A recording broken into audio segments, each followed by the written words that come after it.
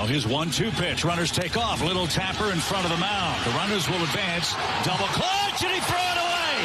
Down the line. 1 run scores. Gurriel around third. He's going to score, and the Marlins walk off. Unbelievable. Yeah, double pumped, and they would have kept going home, and there just wasn't an awareness on his part of that. So combination of that and a bad throw where you end up losing that game. Good morning, St. Louis, and welcome into the Balloon Party presented by Munganess St. Louis Acura. A little bit of a change today. We're going to call this the Producers Balloon Party. I'm Matthew Rocchio, joined in studio by Jackson Burkett, Andrew Marsh, and Grant Francis. How you boys doing today? How do you like this? I mean, look at us. This is something, Look isn't how it? far we've come. I do have a complaint already. Go for it. Rocchio, we didn't get the yes from you to start this show, Yes. but the bet's already gone. Yeah, So. Yeah, you the can't go luster's back on gone. that I one. can't just take Next time. Tim's shtick. Come on now. That's the Notes for problem with next first time. impressions. You only get one. But, I mean, look, we've come a long way. I'm doing the show with 3 of my favorite people. Certainly all have better heads of hair than I mean, look at Matt Rocchio. And it's such a gorgeous positive day, locks. too. It's a wonderful day in St. Louis. Everyone woke up and was happy and Yeah. free. Jordan Walker won the game last night for the Cardinals. Right. In Special the moment ninth there. inning, top Yep. of the ninth. Yeah, Went off right after that. Are your headphones broken? What? Are your headphones broken? No. Oh, okay. There was There's no. I mean, Jordan Hicks was coming in the ninth inning. There's no need to Just wrap it all up, right? Yeah, I just turned the game off. I thought that was just like practice. They were just like getting an extra half inning in just to be safe. I need to take it into your guys' minds because we were texting a little bit before the show, obviously, because we were going to be doing this today. And you get up there, obviously, the terrible start. We're going to get into all these moments from the Cardinals game. But Cardinals are down to their last strike, full count for Jordan Walker. They're down 8-7, and Jordan Walker smashes that one. I mean, absolutely torques it. Your thoughts immediately after that home run lands? Positivity? Are you immediately worried? What was going through your brain? I thought it was a great moment for Jordan Walker, who obviously has been sent down to the minors. He gets called back up. He has another long hitting streak to start his rookie career. And then, the past few games, he's been struggled. I think, what was it, on the 4th of July, a few days ago, went 0 for 4. So for him to have that type of moment, unfortunately, I think the team is too, at the time, of course, a few minutes later, the game went sideways. But I think at the time I was thinking, man, if this team was only, just a few games back of first place, like this could be that defining moment of the season. And unfortunately, they haven't placed themselves in the right spot to be in that situation. And then, of course, everything else happened. I was like, that's the Cardinals. It's a 2023 St. Louis Cardinals right there. Yeah, I echo Marsh's sentiment because it could have been such an incredible moment for a young player to hit a home run. Team kind of struggling, but you still firing up there. Hit a big home run in a game where you started out with your pitcher having recorded 1 out before being pulled out of the game and possibly get that win. But instead, it's kind of muddled by what happened in the half inning following. I mean, how could it not be? You want to talk about the headline of the game? It's Uncle Rico at the pitching. Threw it right over the mountains. You weren't about to come in here and be all positive they actually won that game, were you? Sure. I can fake it. Marsh, I did expect you to what you'd have take to do. some accountability here. What are you talking because about? as soon as Jordan Walker last night hit that home run, you go, well, there's our open in our group chat. You had your own the game version was of over. You had your own version of the BKO last night. Yeah, I did. literally You said mushed we've it. still got the ninth. We've still got the bottom of the ninth here. Andrew Mush. Yeah. Is that what they're calling me now? Might as well. And you know what? Fitting. That brings us into something we're going to do a little bit later on in the show today. In fact, you can join the show today. In fact, there's a lot of ways to join the show today. You can text into us, 314-399-9646. We're going to be reading that text line throughout the show. You can also watch us live on YouTube. Is the stream working, Grant? It is working, We're yes. up and live on YouTube at 101 ESPN STL, and you can leave a mic drop on our 101 ESPN app. And here's the question coming up for 10:30. We already know Marsh's answer to this one. Are you now actively rooting for the Cardinals to lose? MLB draft's coming up here. Obviously, we're talking about the 2024 draft for the St. Louis Cardinals, but are you actively rooting for the Cardinals to lose? Are you already looking forward to 2024? We know with his jinx last night that Andrew Marsh is a definitive yes there. What? Am I wrong? Who's to say that's my answer? Yeah. I am. I'm the one who's All saying right, it well, we'll first. find out on at 10:30 then. You kind of Jeez. stepped all over it. Well, if he wants to tell me I'm wrong, you can tell me I'm wrong. You're but wrong. Andrew Marsh was the cynical one in the text line alongside Grant Francis last night after the Cardinals lost. But how could you not be cynical after that one? They find a new way to lose every single game. And I don't want to get wrapped up in the fact that they came back. The Matthew Liberatore start, unbelievably terrible. The fact that Dakota Hudson and Steven Matz aren't even really that solid in relief. Unbelievable. Where this pitching staff has gone for the Cardinals is untenable. This season's untenable. I'm looking forward to 2024. That's where I'm at. You know what my answer is going to be at 10:30 because I'm already looking forward to 2024. Yeah, I mean, it's tough to, because you want to keep in the back of your mind, obviously, there's 2.5 months of baseball left to be played, so you can't be like, oh, it's over. But when you have a pitching staff that is performing how they are, where you can only think you're going to get a decent start out of one guy, Jordan Montgomery at the moment, how are you expecting to ever make a comeback? Matthew Liberatore recorded 1 out of 27 last night. That's not going to get it done. The bullpen is as inconsistent as it gets. So as much as I would love to see a turnaround, I just don't see it being feasible. You could have Nolan Arenado and Paul Goldschmidt being 1 and 2 in the MVP, but if you can't get any out when the pitching staff comes out there, well, what's the goal here? What are you going to accomplish? You got to score 12 to win every game. Right. I think last night, man, if you actually thought that this team had a shot of coming back, let's just say you did, right? Last night had to put that to bed. This team is not winning the division. They're not coming close. Last night was an all-encompassing game. It showed us what this team is. It's the type of team that will get you excited for a half inning and then will just blow it all away within the next inning. That's what this team has been all season long. Good teams find ways to win games. Mm-hmm. Bad teams find ways to lose them. They absolutely And that's what do. the Cardinals are, a bad team right now. Yeah. And even in that game, they've allowed 10 runs. You give up 9, 8, doesn't matter. You're still giving up massive numbers. They gave up 15 on the 4th of July. It's just not, it can't happen. You could have the NL All-Stars out there, and if you're putting up these double-digit numbers every single game, it's just not going to happen. In the month of June, if they weren't named Jordan Montgomery, the pitching staff had an ERA of almost 6. Who's going to win? What team? You could bring out the 27 Yankees. They're not going to win when the pitching staff is this bad. I will say, if you want to put one little positive spin on last night, I know. This is the balloon party. If you're going to do it, this is the spot. We got to go from both directions here. But I do agree with what Ollie Marmol said post-game about the fact that the team was competing last night. It all comes down to starting pitching and the bullpen. Just pitching in general last night was what blew that game. But the compete level was there from the players. You had Jordan Walker, who hit that massive 2-run homer in the 9th. You had Wilson Contreras, who had a big night, sliding in the first. The effort is there. But when you don't have any sort of pitching to back that effort up, it's not going to result in wins one way or the other.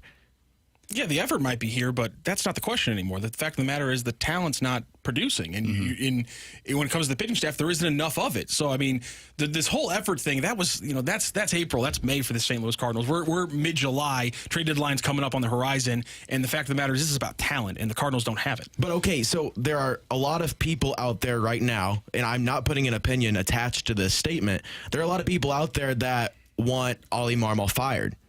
Oh, there's and a ton. Things to be changed, for sure. What is Ollie Marmol going to do last night? There's nothing you can do in that situation. The players 100%. Just made mistakes. Yeah, he can't make Jordan Hicks throw that ball straighter. There's nothing out. It's a roster construction.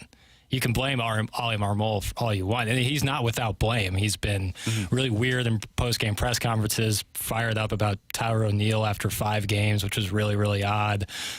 There's definitely been some moments where the Wilson Contreras thing, although I would be very surprised if that was his idea or solely his idea. But, yeah, I don't think that just firing Ollie Marmol is going to magically cure this team. They don't have the same people staff. are going to be in place. It's the same staff. You don't just fire Ollie and then all of a sudden a lot of people were saying, oh, let's go get Joe Madden. Joe Madden's not going to be your manager in July. No. And that's the other thing. Nor probably would he be in June unless you extended him and gave him a lengthy contract. But they're not going to do that. It's going to be stubby season if it were the case. Which I'm not here going to complain about that. He led the Memphis team to, a pretty decent run a few years ago. Shout out to our friends in Memphis. And I think the more interesting topic is what comes next. Because the Cardinals, I don't want to speak for everybody, but I'm 25. In my entire life since 1998, from what I can remember, they have never ever been in a position like this at the deadline. Never have they ever been double-digit games out of first place, pretty much out of the playoff contention. And so I'm really interested to see, because you got Paul Goldschmidt, who's coming up Next season will be his last year on his contract. Jack Flaherty's contract's up at this end of this season. Same with Jordan Montgomery. So they have some options to do some things. I think that's going to be the interesting thing to see coming up on August 1st. I mean, yeah, they're shipping those guys out. You think? I mean, there's at this point, again, this is about 2024. Why would Jordan Montgomery or Jack Flaherty re-sign here? And so at this point, you're not playing for this year. You're playing for next year. They're not going to re-sign. They're not going to be here next year. Get draft picks and prospects who might be. They want to win. Those guys want to win too. And like, who knows? They don't know where this organization's going, especially with the pitching problems. Feels like some of them think it could be pinned on Wilson Contreras. Maybe they don't want to be a part of that anymore. So maybe they won't want to be here. So why bring them back? Speaking of some of those pitching problems, we have some big questions around the starting pitching for the St. Louis Cardinals right now. Obviously, Matthew Liberatore gets rattled yesterday. Big questions around Zach Thompson. He's been kind of yanked around by the organization. We're going to talk all about the Cardinals' just exemplary job producing those pitchers on the other side here on the Balloon Party on 101 ESPN and 101ESPN.com.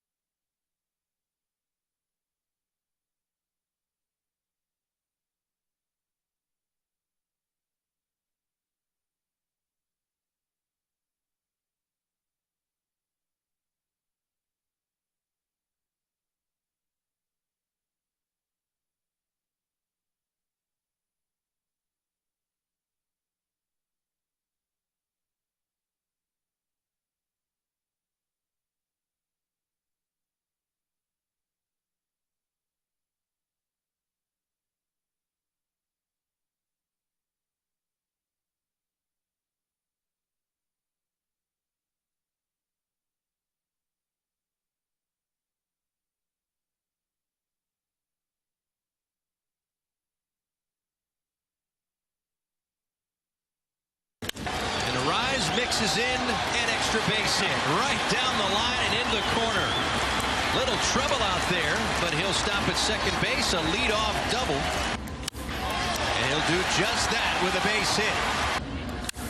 And again to left field, past the dive of Arenado. Soler will score. De La Cruz is getting the green light as well. Throw comes home, and it is late. RBI double. Boy, and all he's done is hit into center field. That brings home Cooper. RBI single for Dane Myers, and the Marlins tack on a fourth in the first. Yeah, he's got a decent amount to work on, and he'll continue to work on it. There it was, Ali Brilliance. Marmol after the game. Of course, all those highlights courtesy of Bally Sports Midwest, and Ali Marmol afterwards courtesy of Bally Sports Midwest. All those highlights against Matthew Liberatore, the Miami Marlins, absolutely getting after him. He records 1 out and gets tagged for 4 earned runs. The pitching, not much better for the Cardinals later on in the game. Dakota Hudson came in 2 2/3 work.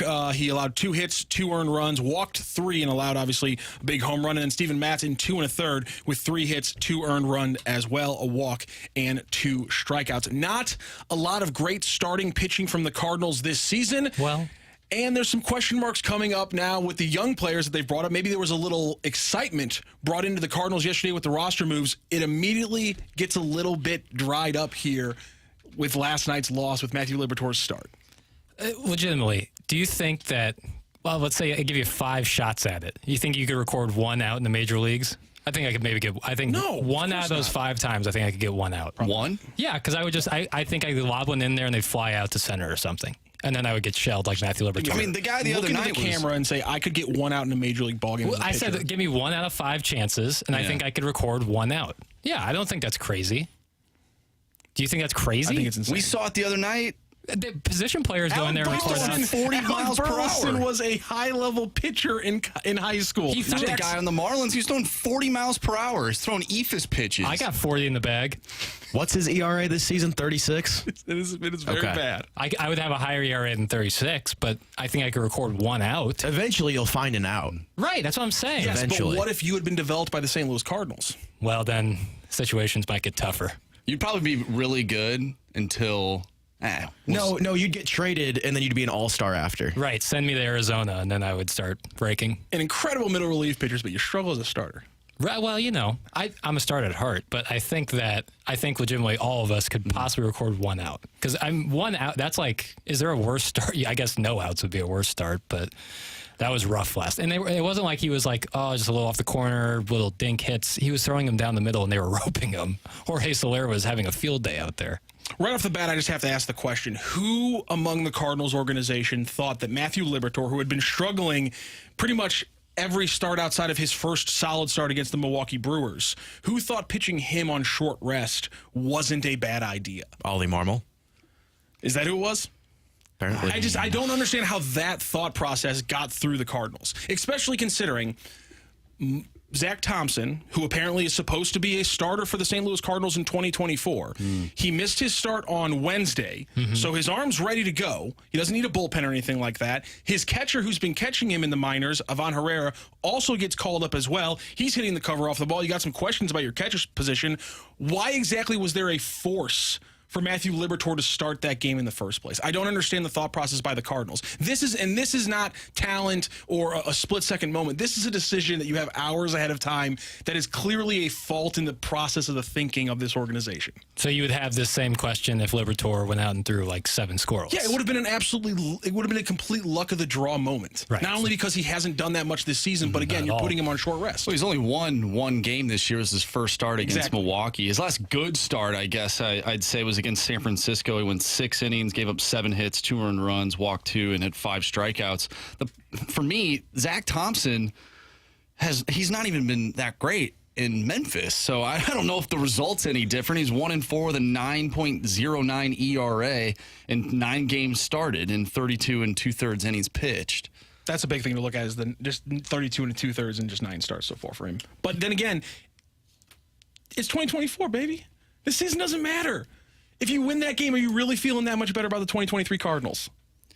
I mean, it would definitely make my night better Yeah. if the Jordan Walker think I home would run feel is how better. we ended the night, but You wouldn't need the Jordan Walker home run if you had an actual start. Yeah, That's what I'm saying. You're absolutely right. I mean, that's again, fair. it could have gone wrong. I'm not. Listen, I don't want to get caught up in the results thing. I know Tim hates that kind of stuff here, and I don't want to do it on his own show. It's just the thought process that got you to that start, and that gets you to the point where you bring up Zach Thompson, and then you have Katie Wu tweeting out that the Cardinals were planning to build him back as a starter this year to compete in 2024, and now he's back with the Major League team out of necessity, and he says there's no designated roles for Dakota Hudson / Zach Thompson. They can be used either as relievers or starters depending on need. This might all be a moot point if Zach Thompson does start on Saturday, but the bottom line is the process going into last night with the starting pitching was flawed, and it bit them. No doubt. And I think that the Thompson move is like one of the most underappreciated is the wrong word, but like he was good in the bullpen, and the bullpen that is inconsistent. We were talking about this on TMA. If the Cardinals have a 1-run lead, who do you trust out of the bullpen right now? Well, I guess no it's one. Hicks. Well, not anymore. But yeah, right. Like, who do you trust? And so you're like, all right, this guy's working for us, but let's send him down to Memphis so he can become a starter, which then you have to question why in the offseason you didn't go get a starter when you take a young guy who's effective in the bullpen and then go try and make him a starter because you know next season is going to be a problem. It doesn't make any sense. Like, why would you not go get a starter in the offseason if you're going to take this kid down to Memphis? So Thompson in his last 3 outings in the majors, at least, I think we all have this notion like, oh, Zach Thompson, he was doing really well, and he was. But his last 3 outings in the majors was against the Dodgers, the San Francisco Giants, and the Seattle Mariners. And in that, he pitched against the Dodgers, 2/3 inning, gave up a hit, 2 earned runs, 2 walks, 1 strikeout. In that game, he took over for Woodford, who went 3 2/3. Shocker there.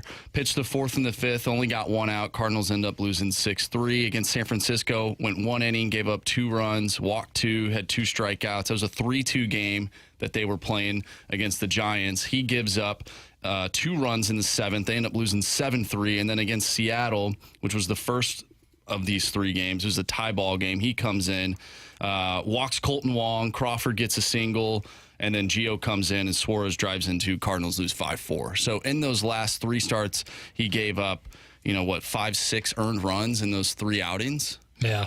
I don't like all these numbers and stats and preparation you guys have done. Well, I got more. It's really not kind of our thing. I got more for you, Jackson. You ready for this one? Fly by the seat of our pants. You talked about besmirching our hour. Here's why I can't get over this Thompson stuff, because like you said, they send him down after his last appearance on April 30th. If you look at the entire month, obviously the last game in March and then April, they lost 18 games in that month, right? Sure. They lost 4 of them were 1-run games.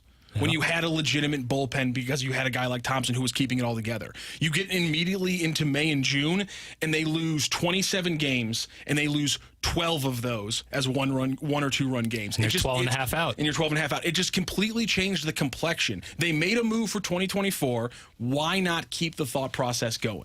Again, it might go wrong. I'm not saying this is going to magically make Zach Thompson from a 9 ERA starter in Memphis to an ace in Major League Baseball, but you have to be consistent in what you're doing. This has been the Cardinals' problem for years. It's half measures replaced by other half measures, and then it's multiple left turns every time something doesn't work 100% perfectly. And again, I think it's because we're dealing with an organization right now that is focused on results and not the process. Yeah, I think you're absolutely right, because so far, especially over the last couple of years, the Cardinals have been completely reactionary as opposed to being proactive. Like Doug Armstrong this offseason, he's being proactive. Absolutely. With what he can do, of course, with the cap, but yeah, it's a little bit different, but I totally agree that he is being proactive where the Cardinals are completely reactionary. And it's not like no one was saying, like, hey, the starting rotation is a question mark. Everybody was saying that.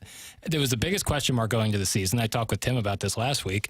This is like the first season in my memory where people's questions about the team outweighed the excitement for the team. And so to say that, like, oh, boy, this really caught us by surprise that our starting rotation can't get a soul out is flawed, because everyone was saying that. I was excited about this offense, and the offense has shown up, and then the offense has, Sure. been absolutely awful. It's kind of if Nolan Arenado's hitting, the rest of the team hits. Exactly. I had issues with the starting rotation. I didn't think it would be this bad, though. I don't think any of us thought it would be this bad. Probably Now, I'm not sure there's this some bad. people, but I think we all thought it would hinder their ability to be successful. and I didn't think the bullpen would be this bad. Inconsistent, man, because there's like Gallego some days looks like he could be your everyday Absolutely. setup guy, and Hicks could look like your closer. And then other days you see what happens with Gallegos over the past couple weeks, and then Hicks yesterday. It's just inconsistency across the board, and you can't win with an inconsistent bullpen. Clarkson Jewelers time check gives us 10:27. This is usually when the balloon party's taking their first break, but we have to take our second break because we're good boys. We're staying. Ryder on really top of the cackled clock. at that one. I know, right? He really liked that one. But we're going to stay on the clock today, and we're going to be coming back here. We're going to be talking more Cardinals baseball. We want to get your opinion on the Cardinals. Here is our mic drop question for you today, and you just go to the 101 ESPN app, and you can leave us a mic drop. Are you now actively rooting for the Cardinals to lose? Are you now actively rooting for the Cardinals to lose? Marshy's really kept his cards close to the vet. We'll get his answer and all of yours answers. On the other side here is the Balloon Party presented by Mungan St. Louis Acura on 101 ESPN and 101ESPN.com.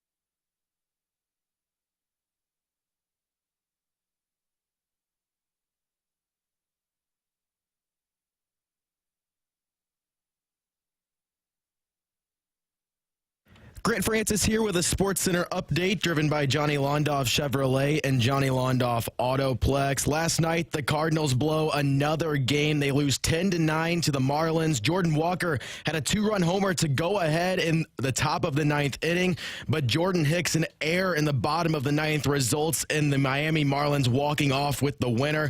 Tonight, the Cardinals are back in Miami for Game 4 of 4 of that series, looking to avoid the sweep. It'll be the right-hander Yuri Perez for Miami, who's 5-2 this season with a 2.47 ERA. Jack Flaherty for the Cardinals. First pitch will be at 5:40. On the Blues side of things today, Hugh McGing has signed a 1-year, 2-way contract worth $775,000 at the NHL level. And in the NBA, to stay on brand on this balloon party, the Dallas Mavericks are acquiring Grant Williams in a 3-team trade, according to multiple sources. I'm Grant Francis. The SportsCenter update's been driven by Johnny Londoff. Find new roads and shop 24/7 at londoff.com and LondoffAutoplex.com. Are you kidding me?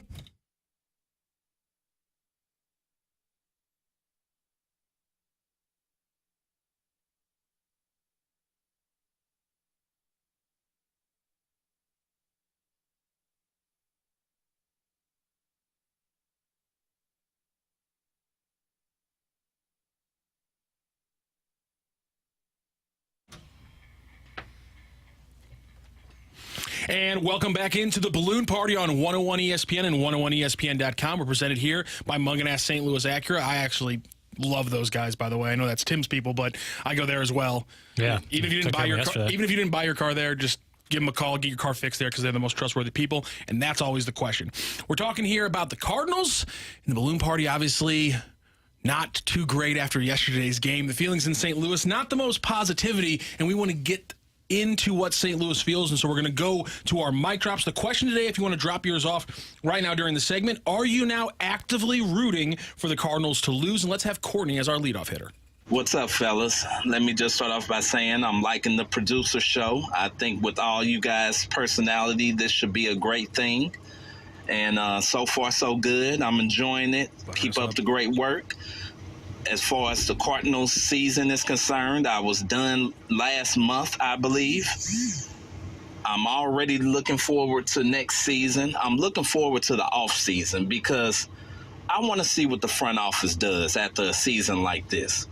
Like, me personally, my opinion is they haven't been really all in on putting a World Series contending team together. I feel like they've just been putting a team together that can possibly win the division, and let's just get to the playoffs and see what happens. To me, that's not all in. That's you all just doing just enough to get in the playoffs and wish for a little bit of luck. Now, hopefully the philosophy changes after seeing this season, because you can't go back into next season after seeing this with that same mentality. That's, I think, the big question that a lot of Cardinals fans are thinking is the mentality of the front office and whether or not the failures of this year will, in fact, move big things for next year. And I think that's a big connection to how much you're hoping the Cardinals lose so far this year. I can tell you what this Cardinal fan is wondering is what that vibration noise was in Courtney's mic drop. Nope, there's no Now, Rocchio, I want to remind everybody of the tenets of Balloon Party. Go for it. We're not results-oriented. Yep. We're pro-liberty. Yep. And I think most importantly, we don't kink shame. That's a good rule. And so if, whatever that vibration noise was, just be honest with us. This is honesty in media as well. And, we'll respond well, I think. I loved Courtney's take, and for another than I'm not the only one who thought it. So. He's a free-thinking person. We have some text line here. You can text us the show always 314-399-9646. We're also live on the YouTube chat at 101 ESPN STL on YouTube. From the 573, I'm rooting for fans to stop coming to the ballpark so DeWitt actually gets the message. They're not wrong. It's one way to do it. Attendance is up this year. Yeah, it's just not going to happen. I mean, people in St. Louis go to the Cardinal games. Does who care? Fans? Like, DeWitt. Does DeWitt care? Like, they're already making money off the pre-sale tickets and stuff. I mean, they have to know that people are upset. They have No to. doubt. They're not in the shadows. They're not living under a rock. They know people are upset. Right, and there's all like external factors galore, the state of baseball, and also the situation with the broadcast. The Bally Sports situation that's up in the air. If you lose, I mean, we've talked about it a lot on Bloom Party. If you're going to lose $60 million, or $60 million is up in the air, you're probably going to spend a little differently in the offseason. For sure. And I don't know if that is a big part of their thought process, but I'd have to think it's part of. But I mean, you can't just ignore it. I think at times this organization cares too much about optics, and so I legitimately do wonder if them not being able to cudgel commenters with the 3 million every year comment, if they didn't have that in their back pocket, if there was a year with 2.5, would that actually force them to do something? Because they would not be able to say 3 million in the gate year in and year out, because it's such a bragging point, I think, for the organization. But I legitimately don't know if billionaires are going to ever be moved by something like Jackson says that in all actuality isn't moving the money the way TV contracts and so many other things are. Can I bring up something else that Courtney said during his mic drop? He was talking about how he was excited to see what the Cardinals do at the deadline this season, which I think a lot of people are. But are you more excited or concerned, just based on track record of what happens at this deadline? Because are we going to see the next Cardinal go off to Arizona, Miami, wherever, and become an all-star? It's funny that you should say that because John Morosi just threaded. He didn't actually tweet it. He threaded it. We don't have enough time to get I'm sorry, you already have that app? I do not have that app, no, but he connected it to his Twitter, so now I can pull it up. This is from John Morosi. The Cardinals will listen to offers for their young position players in trades that would bring back controllable starting pitching. They have spoken with the Mariners, but it's already apparent that George Kirby is off limits in any such discussion. That might take away some of the positivity that people had, depending on what those young players are. If it's Brendan Donovan, if it's Tommy Edman, if it's Dylan Carlson, maybe not as much. But I'm just kind of wondering which one of those young players people would be able to stand losing at this point. This is the problem I have with this team. Oh, here we go. Yes. This is the problem that I have over let's just say the course of the last 3 or 4 years, Golf right? King. Before Paul Goldschmidt, let's say from BPG, right? Before Paul Goldschmidt. Right. We're not going to talk about everything after, right? It seems like this organization, instead of going out and acquiring players through free agency, they do trades that, oh no, we don't have pitching now. So what do we have to do? We're going to get rid of all of our young talent. And then, yes, they'll probably go have success somewhere else. Right, but we have to get rid of them because we didn't want to pony up and go get some of these starting pitchers. Name one player who's gone on to have a better season after they left the Cardinals. Randy Rosarena. No. Well, Adolis Garcia. Name 10. Name 10. Even Lane Thomas is having a good year. And he plays for the Washington Lane Nationals. Thomas, Johan Oviedo. Zach Gallen. Zach Gallen. Yeah. Another great one. I think they have 3 former players who are going to be in the home run derby next week. But Robert's that's a stretch. They were in on him. They could have gotten him, but fans like to connect Luis Robert to the Cardinals failing to get him. So yeah, 3 out of 8. Yeah, if you want to go that way. But that's outlier. No, I do think that fans would have a reason to be concerned because talent evaluation has probably been the thing that's plagued them most over the past 5 to 7 years. I mean, they haven't done, and also where they've spent money. I mean, you look at all the dead money that they've spent over the past 5-6 years to start with Matt Carpenter's contract extension, Mike Leake. You could go to Andrew Miller. You could look now to Steven Matz. They're paying Steven Matz $11 million this year to come in and pitch 2.5 innings after Matthew Liberatore gets 1 out. There's real reason for fans to be concerned about where they're spending money and how they spend money. John Mozeliak said in the offseason they're going to increase spending. Yeah. And especially when you consider the fact, let's not forget here, this isn't an NFL team screwing around with a lot of dead cap.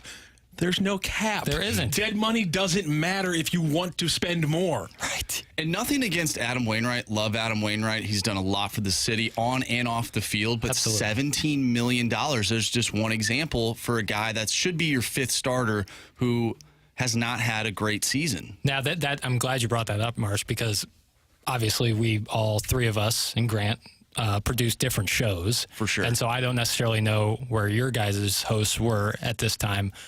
When Wainwright re-signed that $17.5 million, was there concern? Did you feel concern from any of your hosts on the Wainwright deal? Did any of them think that this was going to be a real problem? Because I do feel like some people are like, wow, well, now they've spent $17 million on Wainwright, when before the season started, I don't necessarily know if that was people's tenor. No, because you had it made sense when you heard him talk about the issue that caused his end of the season and his trailing off at the end of the season. Mm-hmm.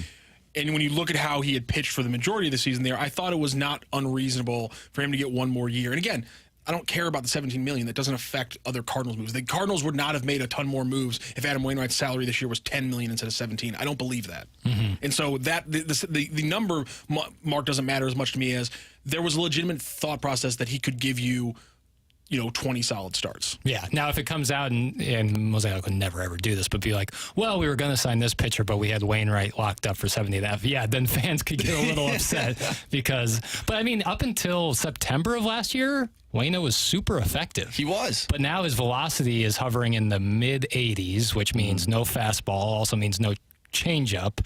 So it's all Uncle Charlie's left and right, and at the moment it's not very effective. And I don't know, obviously he's on the IL now, but I don't know what the plan is coming up for Wainwright, but that's certainly something to look at. Let's get back to our mic drops. We had Dylan here who weighed in.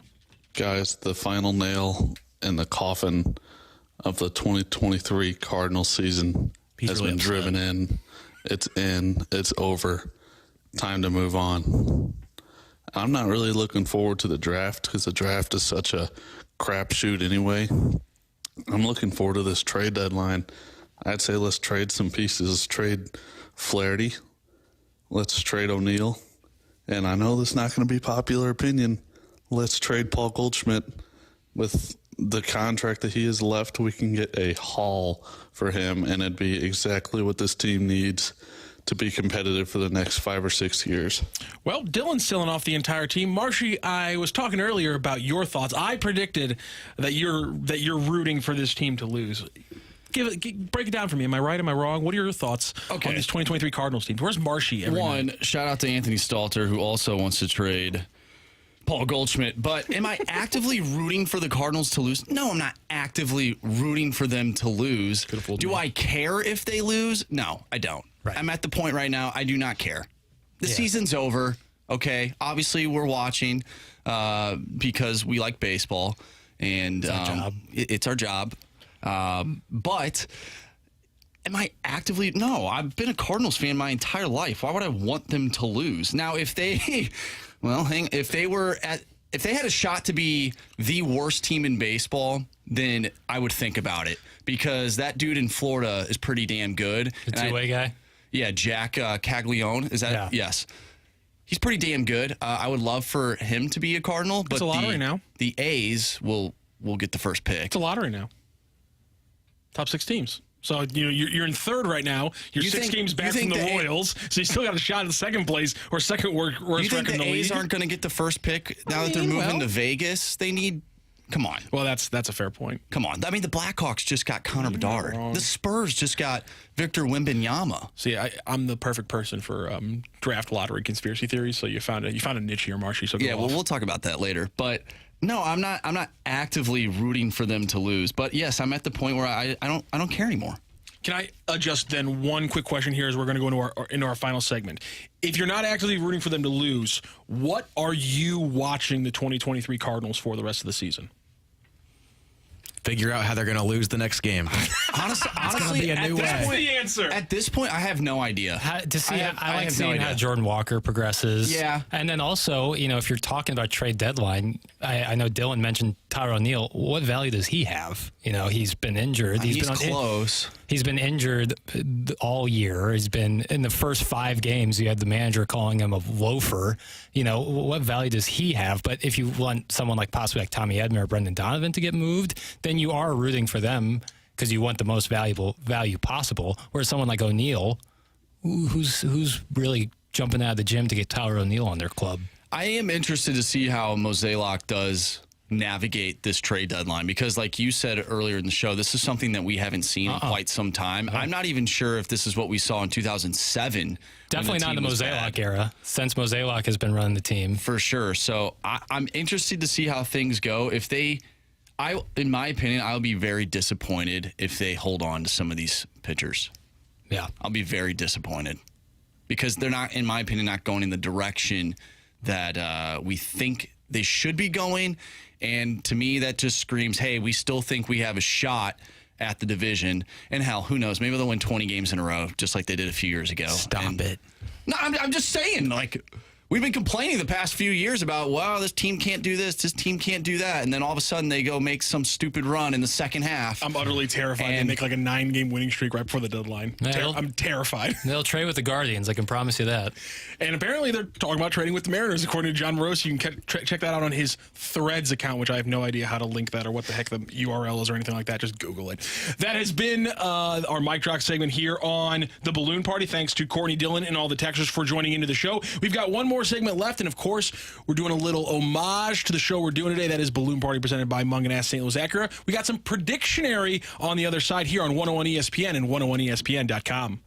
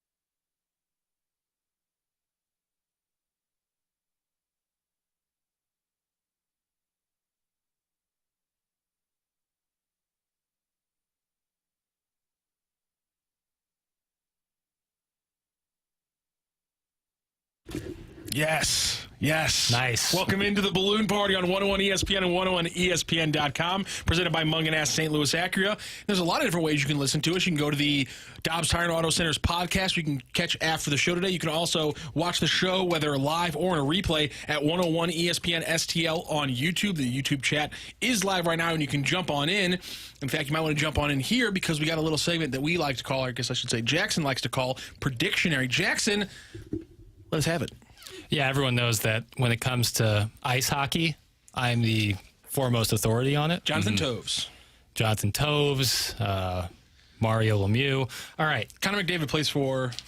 He plays for the Edmonton Oilers and alongside... Alex Pietrangelo plays for... He was on the Oilers, and then right after they lost, they traded him to the Knights, and that's why he was holding the Stanley Cup. And that's why we let Jackson talk hockey. Half credit-ish. I think it counts. Well, you got the Golden Knights. All right, I got these hot questions for Predictionary that were totally just by me. I wrote them down. Grant definitely didn't write them down and put them on here. I collected all this information. Oh, thank God. I was worried there for a second. Blues over under 92.5 points next season. For reference, they had 81 last season. And then WPG, which I don't know what that would means. be known as Winnipeg. Winnipeg. Yeah. Needed 95 to make the playoffs. Thoughts? First of all, Jackson. Not knowing what WPG is. I thought that was like wins per game. That's not a sports thing. That's a geography thing. Well, it's just kind of put in there. And again, I wrote all this down, so it's confusing why I don't know. But I thought that was like an acronym for something. I really didn't think you were going to be able to screw this one up. But right out the gate, I don't know what WPG is, but wins per game. Yeah, wins per game. That's fantastic. Yeah. I think their wins per game is probably 1. Well, somehow you can get multiple points out of one win, so I don't know. I was just about to ask you, Jackson. Backwards scoring system. I was just about to ask you, do you need the point system explained to you before we get into these predictions? Usually around December, January, I get the refresher course. That's when it takes me about 2 months to get, for sure. to get in. Jackson can't handle both the hockey scoring system and the MLS's scoring system. It's too much. The MLS one I get a little bit more, but I do not get the... What's wrong with wins and losses? Works for everyone else. Well, you get points for a win. I'm aware of that. But then if you just make it to overtime... Do you know how many points you get in hockey for a win? 2? Okay, we'll do this after the show because this could take an additional entirety of an hour of Balloon Party. Me. Please let me I'm going to go with over. I didn't think that Winnipeg team was all that great last year. I think this Blues team's obviously upgrading from last year, at least from the back half of the season. You know, get Kevin Hayes. The thing that concerns me still is the defense. Right now, it seems like they're going to roll with what they got, which is interesting. It reminds me of what the Cardinals did this year with their pitching staff, and we know that went really good. But I do think that they will end up they'll play better. They'll play better defense. I like the new systems that they'll put in. They got a new coach on the blue line. So I'm going to go with over 92.5. I think they're like an 88, 87 point team, I think. Whatever, dude. Nothing too bad, nothing too great. I mean, maybe they slip in it like as the 8th seed, but that's what the Blues are going to be, because next free agency, they're actually going to be making moves to be a legitimate playoff contender again. I don't think last season the team thought it could get that bad. I really don't. I think last year was a real kick in the pants for them, and I think going into this season, things are going to change, and they're going to be a little bit more just anxious to get into this season. They're going to be paying more attention to detail and playing the way Craig Berube likes. I'm going to take the over on this. We don't have a ton of time left, so let's do a little rapid fire on these last 3 we've got here. They were all Blues, so Jackson, you can sit these out if you'd like. I'm ready. Kevin Hayes, the new acquisition for the Blues, over under 19.5 goals next season. He's been a 20-goal scorer twice in his 9-year career, 18 last season. I'm going to go with under, but not by much. I just don't see this being that high scoring of a team. Maybe that conviction on defense from the forwards maybe leads to a slightly maybe lower scoring team. I'll take the under. Jackson, you had your hand raised? Yeah, I'm going to go under. I think this team, he's going to be scoring a little bit. Turn his mic off. A little less. I forgot what the rest of Rocchio said, but I was just going to rip it off. It was kind of like a bit I was going to do. For sure. Good. Marsh? I'm going under. I think he'll be hovering around what Brandon Saad was at this year, which was, I believe, 19. So that's under 19.5. That's what I was going to say. I was going to talk about Brandon Saad. For sure. All right, let's do one more here. Sammy Blais, who really went off last season whenever he was acquired by the Blues at the trade deadline. He scored 9 goals, was on an 82-game pace of 23 goals with the Blues last season. Over under 19.5, Sammy Blais becomes his first 20-goal scorer of his career next season. He might be on that pace again, but I doubt he plays 82, so I'm going to go with the under. That's fair. I'm going to go with the over. That guy was incredible at Worlds this past few months ago. He has been electric over the past year, and I like the energy that he's bringing on the ice from a scoring standpoint and a physicality standpoint. I think he's going to have a huge year this year for the Blues. Yeah, I think over. I like what he's doing from a physicality standpoint. Love that. I think I'm going to go under here. I think he's going to have another good season, but I think last season was about as good as it gets, that pace for Sammy Blais. Yeah, did you see him at Worlds? He's going nuts. Jesus. We got to get out of here of the producer balloon party before Jackson has to talk any more hockey mercifully. Jackson, Andrew, Grant, thank you so much for joining us. Fun times. This was an absolute blast. I hope everyone on the YouTube streaming and the text message inbox had a good time. They seemed mostly positive, so thank you very much for joining us here on the Mungan St. Louis Acura Balloon Party here on 101 ESPN and 101ESPN.com.